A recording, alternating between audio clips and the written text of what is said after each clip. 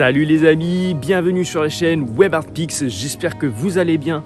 Aujourd'hui, on se retrouve en sortie photographie dans le parc de Ikuta-Ryokuchi, situé dans la préfecture de Kanagawa et dans la ville de Kawasaki, ici au Japon. Je vais vous faire découvrir les lieux en photo notamment. Pas de présentation de matériel aujourd'hui, mais on va se faire plaisir avec de la photographie dans un lieu tout simplement magique, parc protégé. Allez, je vous en dis pas plus, on y va, let's go, jingle les amis.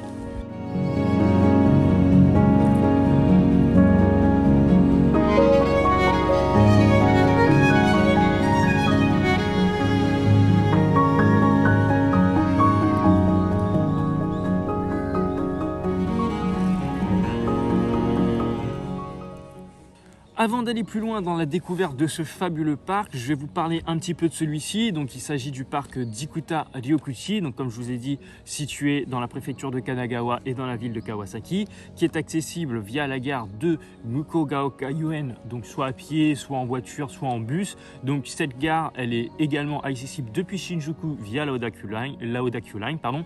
Donc si vous voulez venir faire un tour, n'hésitez pas, c'est un super parc. Donc il faut savoir que ce parc a été construit suite à un plan d'urbanisme d'espace vert en 1941 pendant l'ère et l'époque Showa.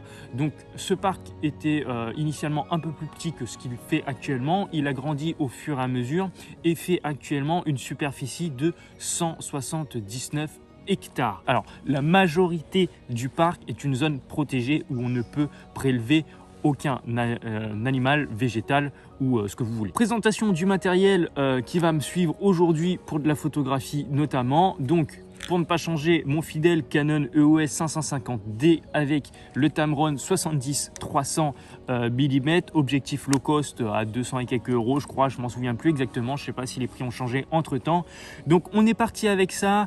J'ai un trépied de la marque Neewer qui me suit depuis un petit moment dans le sac, que j'avais pris initialement il y a quelques années pour y foutre surtout un PC, mais finalement il me sert pour de la photographie aujourd'hui, jusqu'à ce que je puisse investir dans une nouvelle marque, en tout cas dans un nouveau sac, pour une question de praticité, parce que bon, on va pas se le cacher, c'est pas très pratique. Donc on y va, matériel low cost, on va essayer de choper des oiseaux. J'ai pas l'habitude de faire de la photographie d'oiseaux, donc oui, ici c'est un parc où la faune est assez intéressante à observer. Ça reste un parc naturel comme je vous le disais, protégé. Il y a quand même pas mal de belles choses à voir ici. Est-ce que je vais pouvoir photographier les oiseaux qu'on peut voir derrière moi là, les petits panneaux que je vous présente dans la vidéo? Bref, je sais pas, on verra.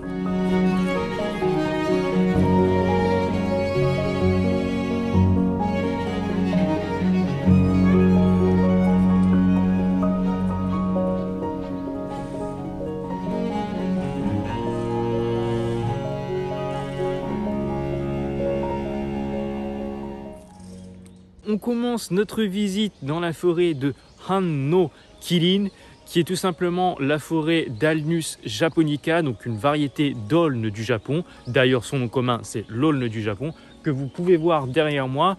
Actuellement, on est donc en automne, donc les feuilles commencent à changer de couleur et à tomber. C'est tout simplement magnifique. Donc, on va visiter cette zone.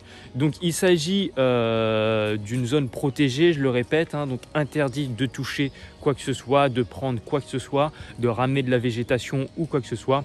Bref, c'est parti, je vous fais découvrir le lieu.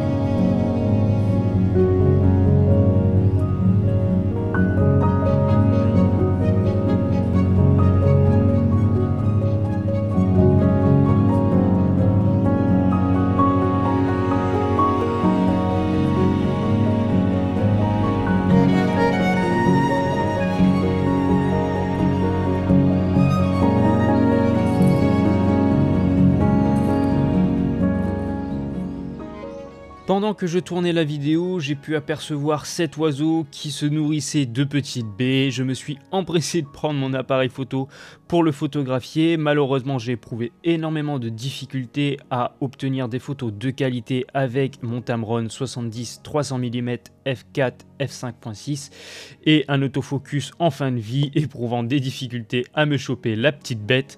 Bref.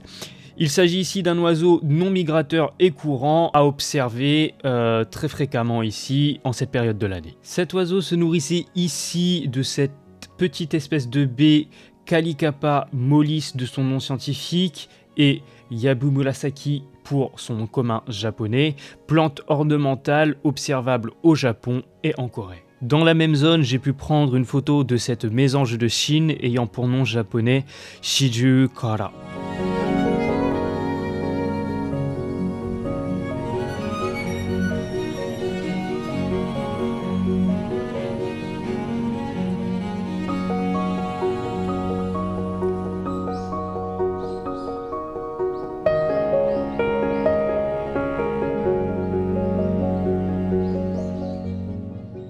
Dans cette zone de forêt d'aulne, vous avez une zone qui s'apparente fortement à ce qu'on appelle une tourbière, donc une zone humide, ce qui fait qu'il y a quand même pas mal d'insectes, surtout en été. Là on est en automne, ça va encore, il n'y a pas vraiment de moustiques, etc.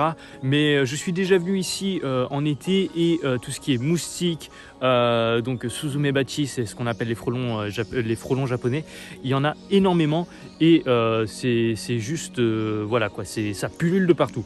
Donc cette zone de tourbière est aussi le milieu naturel et l'écosystème parfait pour les lucioles japonaises. Donc on n'est pas dans la période où il est possible d'en observer. Par contre, il faut savoir que dans ce parc, il est possible au printemps, au début du printemps, je vous mettrai les dates dans la description de la vidéo, d'observer les lucioles japonaises qui évoluent dans ce parc là, dans cette zone de tourbière, zone qui est tout simplement magique. Là, je ne sais pas si vous pouvez entendre derrière moi dans les bosquets et dans les arbres qui y sont le chant des oiseaux, donc ça fourmille de chants, c'est juste magnifique. Donc, je suis en repérage en train d'essayer de choper quelques clichés avec le vieux Tamron que j'ai et le vieil appareil que j'ai. Malheureusement ça fonctionne pas comme je veux pour le moment, l'autofocus est à la ramasse sur l'appareil, avec l'objectif aussi, vraiment il rame énormément, donc c'est très compliqué et le temps que je focus l'oiseau, il est déjà parti, le temps que le focus se pose dessus, ça y est déjà il cherche, il pompe là, tu vois, donc c'est assez compliqué. Mais vraiment, le fait d'être dans cette zone là, c'est juste magnifique. Donc comme je vous disais tout à l'heure, on est dans une zone qui s'apparente à de la tourbière, donc pas mal d'insectes et donc forcément c'est le buffet à volonté pour les oiseaux. Donc on a une population assez intéressante d'oiseaux sur la zone et ce qui en fait une zone vraiment très intéressante pour les passionnés d'oiseaux en général ou de photographie animalière. Bien entendu, le paysage n'est pas en reste, c'est juste magnifique.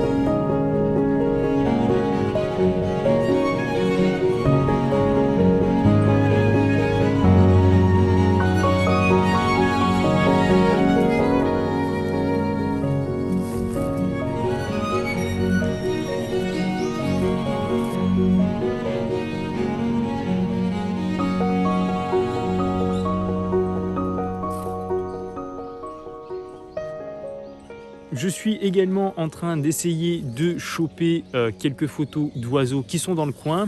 Il y a apparemment ça doit être de la famille des pigeons, je pense, je sais pas.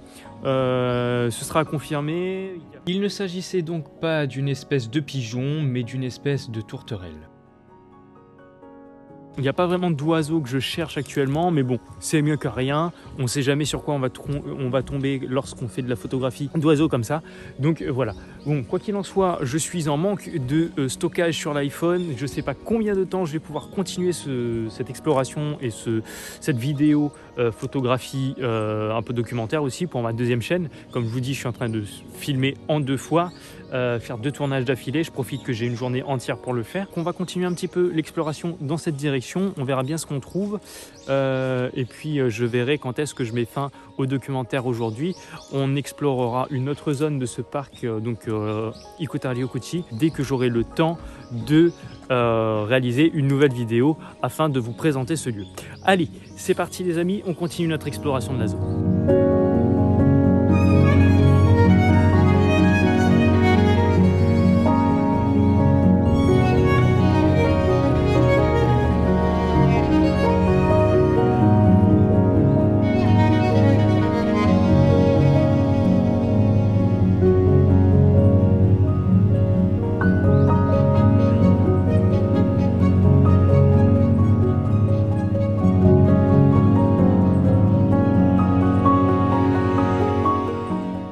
Je n'ai malheureusement pas pu prendre plus de photos d'oiseaux que ça, j'en ai pas trouvé plus, enfin il y en avait mais avec le feuillage, l'éclairage, le contraste et le fait que je n'étais pas équipé pour, il m'a été très compliqué de photographier plus d'oiseaux que ce que j'ai passé dans cette vidéo. Quoi qu'il en soit, je vous passe d'autres photos prises ce jour-là avec le matériel que j'avais sur moi, en espérant que cela vous plaise.